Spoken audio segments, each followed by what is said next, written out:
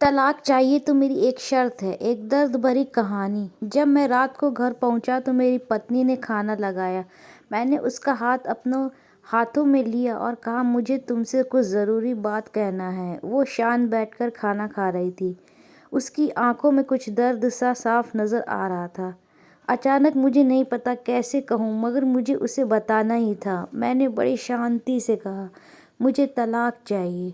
लगा जैसे उसे मेरे शब्दों से कुछ फ़र्क नहीं पड़ा, बल्कि उसने मुझसे पूछा, क्यों तलाक चाहिए।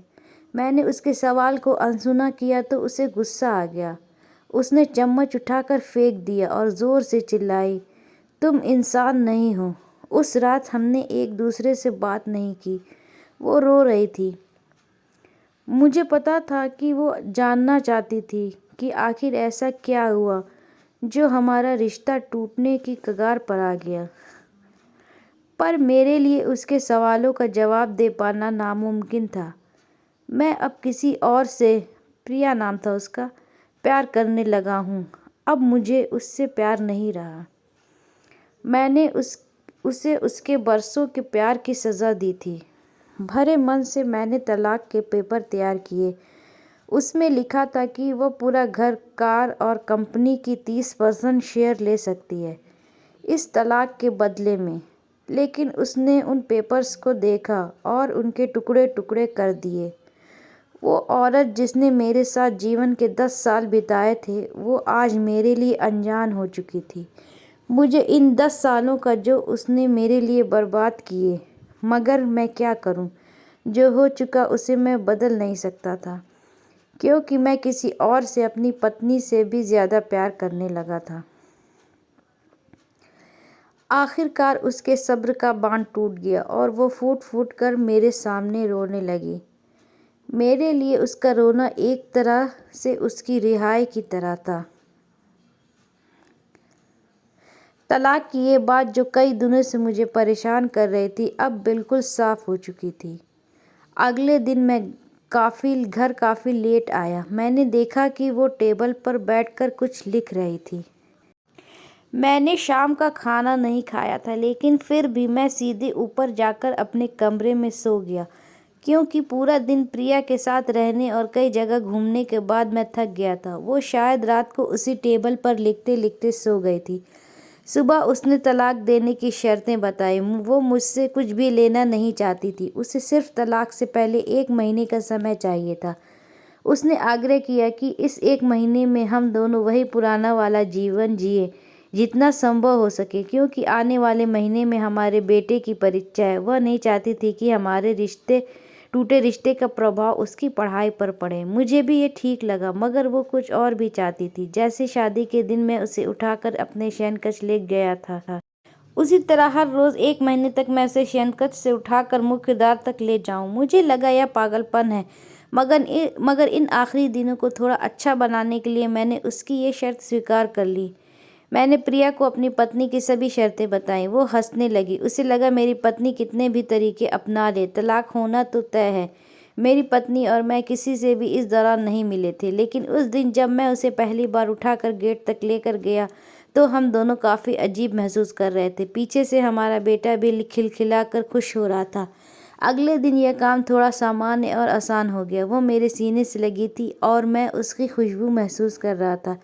ऐसा लगा जैसे कई दिनों बाद मुझे ये खुशबू मिल रही थी, या फिर कई दिनों से मैंने उसके लिए होने का महसूस नहीं किया था। पहले जितनी उसमें वो कसाव नहीं था और चेहरे पर कुछ हल्की झुर्रियाँ नज़र आ रही थी और बाल भी सफ़ेद होने लगे थे। ये वही औरत थी जिसने अपने जीवन के 10 साल मुझे समर्पित किए थे।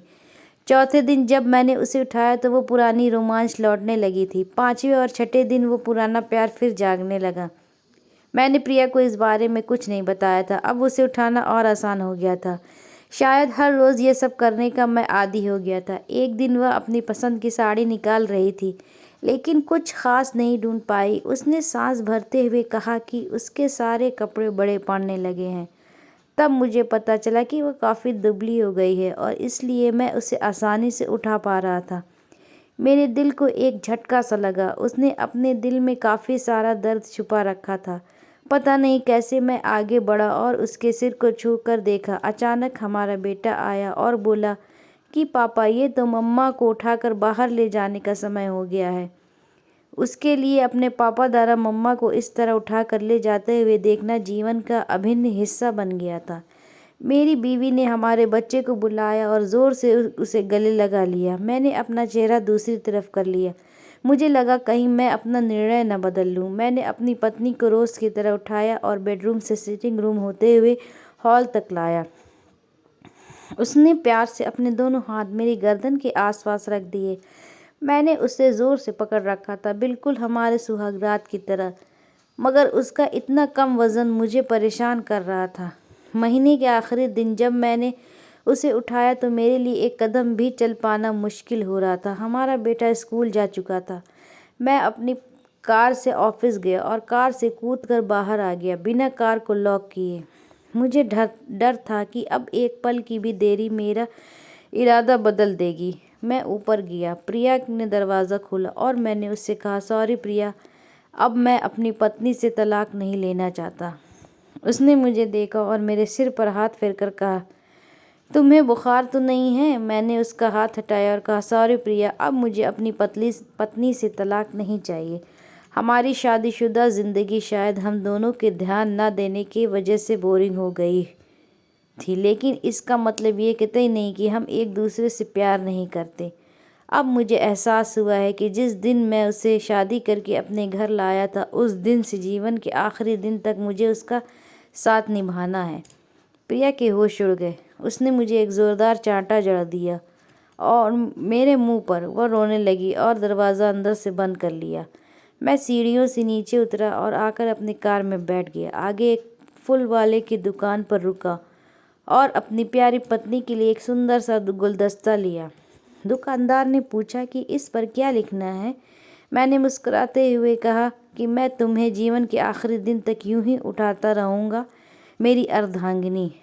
उस शाम जब मैं घर आया, हाथों में गुलदस्ता लिए, मेरे चेहरे पर एक मुस्कान थी। मैं ऊपर अपने कमरे की तरफ भाग कर गया, लेकिन तब तक वो मुझे छोड़कर इस दुनिया से जा चुकी थी, हमेशा के लिए। वो कई महीनों से कैंसर से लड़ रही थी, लेकिन मैं प्रिया के साथ इतना खोया हुआ था कि कभी ध्यान ही नहीं रहा। उसे पता था वह जल्दी ही मुझे छोड़कर जाने वाली है, इसलिए वह मुझे और मेरे बेटे के रिश्ते को टूटने से बचाना चाहती थी। मैं नीचे उससे तलाक लेना चाहता था।